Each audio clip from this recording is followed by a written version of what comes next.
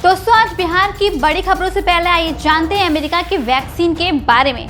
कोविड-19 महामारी से दुनिया के तमाम देशों में सबसे अधिक प्रभावित अमेरिका फूंक के कदम रख रहा है। इस क्रम में अब नए सेमेस्टर से पहले यहाँ की यूनिवर्सिटी में पढ़ने वाले छात्रों के लिए कोरोना वैक्सीनेशन को लेकर के गाइडलाइन जारी कर दी गई है। इसमें विश्व स्वास्थ्य संगठन से अनुमोदन प्राप्त कोरोना वैक्सीन को मान्यता दिया जा रहा है। इसलिए ही निर्देश जारी किया गया है कि जिन छात्रों ने कोवैक्सीन या स्पुतनिक वी की खुराक ली है उन्हें दूसरी वैक्सीन लेनी होगी। अमेरिका के 400 से अधिक कॉलेजों और विश्वविद्यालय में नए सेमेस्टर से पहले टीकाकरण नीति घोषित कर दी गई है। इसमें स्पष्ट रूप से कहा गया है कि जिन छात्रों ने भारत की कोवैक्सीन, रूस की स्पुतनिक वी टीका लगवा है वो मान्य नहीं होगी, उनको दोबारा टीकाकरण करना होगा। न्यूयॉर्क टाइम्स की रिपोर्ट के अनुसार 25 वर्षीय छात्रा मिलोनी दोषी कोलंबिया विश्वविद्यालय में इंटरनेशनल एंड पब्लिक अफेयर में मास्टर डिग्री शुरू करने वाली हैं। वह कोवैक्सीन की दोनों खुराक ले चुकी हैं। अब कोलंबिया विश्वविद्यालय ने कहा है कि कैंपस में आने के बाद उन्हें दोबारा टीका लगवाना होगा। दोषी ने एक मैसेजिंग ऐप पर कहा है कि मुझे सबसे ज़्यादा चिंता 2 अलग अलग वैक्सीन लेने की है। अमेरिका में छात्रों से कह दिया गया है कि वे उन टीकों को मान्यता नहीं देंगे जिन्हें विश्व स्वास्थ्य संगठन ने अनुमोदित नहीं किया है। अमेरिका में टीकों को लेकर उन छात्रों के लिए बड़ी समस्या हो सकती है जो बाहर के देशों के लिए है। उन देशों में उपलब्धता के आधार पर छात्रों ने टीके लगवा लिए हैं। यह भारत के छात्रों के लिए भी चुनौती है। यहाँ से हर साल लगभग 2 लाख छात्र अमेरिका अध्ययन करने के लिए जाते हैं। कई विश्वविद्यालय केवल उन छात्रों को ही स्वीकार कर रहे हैं जिन्हें WHO से अनुमोदित टीके लगे हैं। आइए जानते हैं दोस्तों बिहार की तमाम बड़ी खबरें। फटाफट वीडियो में लास्ट तक बने रहिएगा।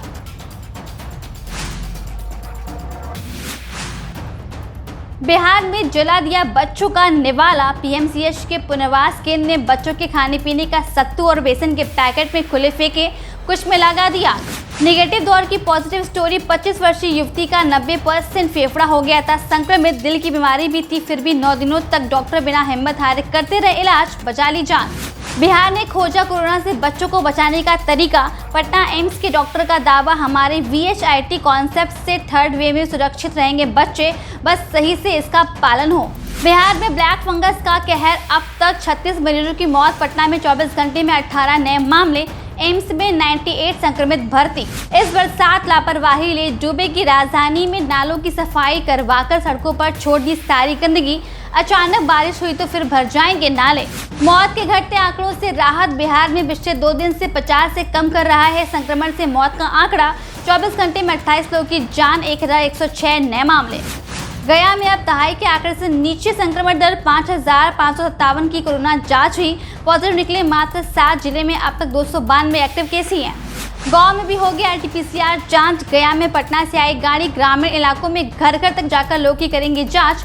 एक दिन में 1000 लोगों का टारगेट। बिहार में टीचर बहाली का रास्ता साफ। 1.25 लाख भर्ती। अब जल्द हो सकेगी। दिव्यांगों को 4% आरक्षण और आवेदन के लिए मिलेंगे 15 दिन। पहले ही दिन पटरी से उतरी टीका एक्सप्रेस। CM ने सुबह 11:30 बजे दिखाई हरी झंडी। ड्राइवर नहीं था, ऐसे पटना में दोपहर 3 बजे तक खड़ी रही गाड़ी। मुजफ्फरपुर में पेंशन का लाइफ सर्टिफिकेट नहीं मिलने पर बीबी ने पेंशनर्स का भुगतान रोका। 100% वैक्सीनेशन कराने वाले पंचायतों को मिलेगा पुरस्कार। कोरोना वैक्सीनेशन के लिए लोगों को अब धर्मगुरु करेंगे जागरूक। जिला प्रशासन ने भेजा आमंत्रण। हालात ठीक रहे तो बाजार पटरी पर आ सकता है सराफा। बाजार की निखरी चमक। फ्रिज कूलर की 2 बजे के बाद भी होती रही बिक्री। विशेषज्ञ की सलाह, आंख में तकलीफ हो तो घबराएं नहीं। हर बीमारी ब्लैक फंगस नहीं। आंख में कीचड़ आना, हल्का लाल होना ये आम बात है। बिहार आत्मनिर्भर राज्य बन रहा है। अगस्त तक 35 जिलों में चालू हो जाएगी RT-PCR लैब। बचे 3 लैबों में मोबाइल लैब से होगी जांच की व्यवस्था। मनमानी। मीठापुर सब्जी मंडी में शटर गिराकर बेच रहा था सामान, रोका तो मजिस्ट्रेट से की हाथापाई। प्रवेश परीक्षा के लिए आवेदन की प्रक्रिया। BED कॉलेज में नामांकन के लिए आवेदन कल तक। इस बार सबसे अधिक अभ्यर्थी। गांवों में बैंकिंग सुविधाएं मुहैया करा रही है 1931 बैंक संख्या। जीविका ने बैंकों से अब तक किया है 15,500 करोड़ का लेन देन। बैंकिंग से लेकर के खुदरा कारोबार भी दीदी आजमा रही है हाथ। लॉकडाउन 4 मास्क के बिना बाजार गए तो होगी कार्यवाही, मजिस्ट्रेट तैनात। परेशानी, नया ट्रांसफार्मर लगाने के लिए काटी 5 घंटे बिजली, फिर भी नहीं लगा। अब 2 दिन बाद लगेगा। दर्जनों मोहल्ले में गर्मी से परेशानी। टीम 1,000 सैंपल की जांच करेगी। आज से आपके द्वार तक आएगी corona testing van. RT-PCR machine से होगी जांच।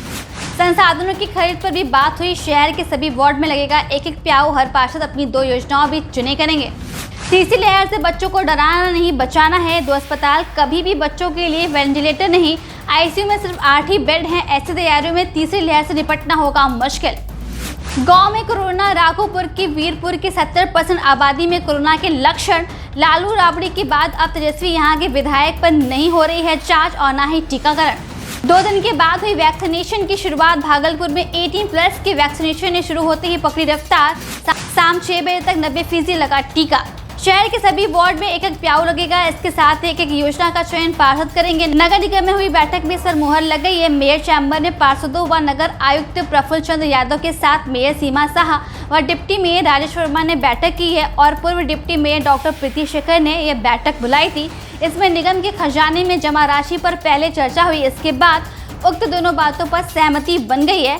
तय हुआ है कि सप्ताह भर में योजनाओं को निगम शामिल करके टेंडर जारी करेगा।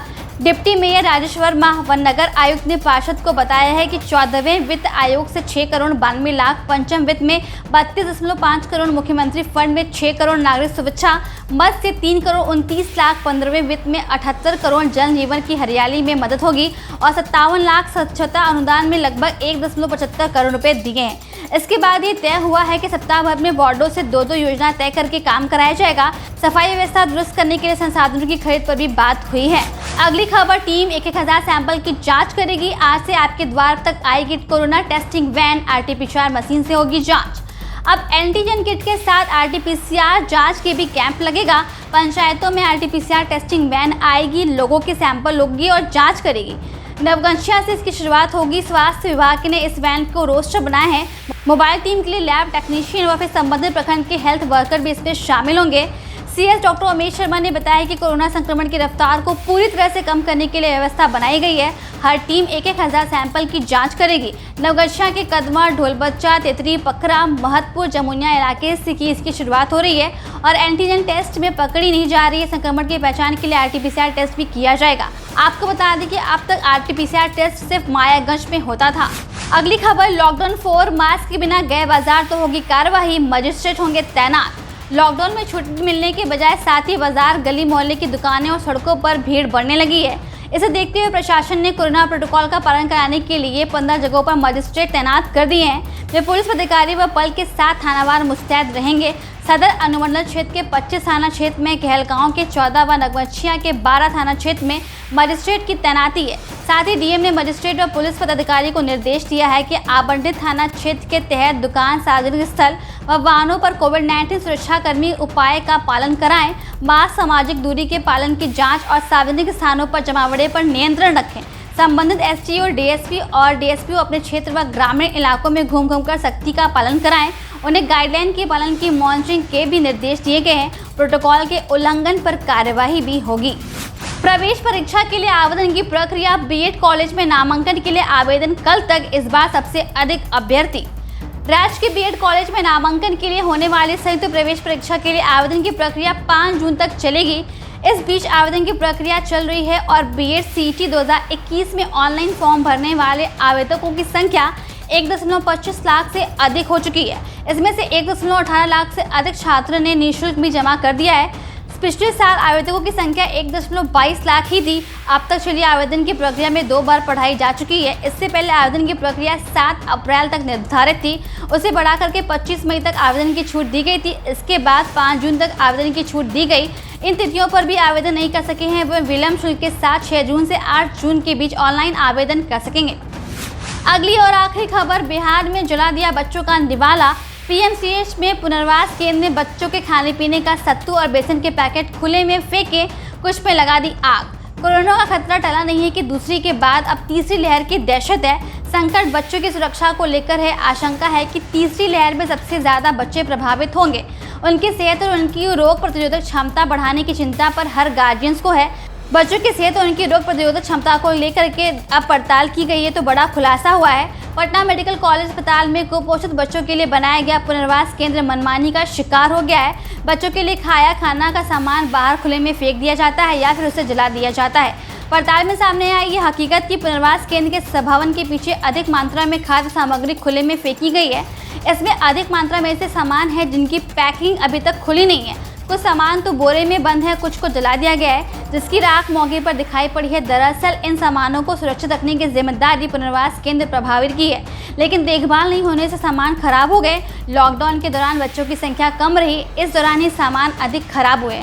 स्टोर है लेकिन कुछ उन्हें सुरक्षित नहीं रखा गया है। सबसे अधिक नमक, बेसन और दलिया खराब हुआ है। सत्तू और बेसन के पैकेट भी खुले में फेंके गए हैं। पानी में भीगने और सीलन के कारण ही सामान खराब हुए। कर्मचारियों द्वारा अधिकतर सामानों को पुनर्वास केंद्र के पास ही चोरी से जला दिया जाता है, ताकि किसी को इस पर नजर न पड़े और जलने लायक नहीं था उसे फेंक दिया गया है।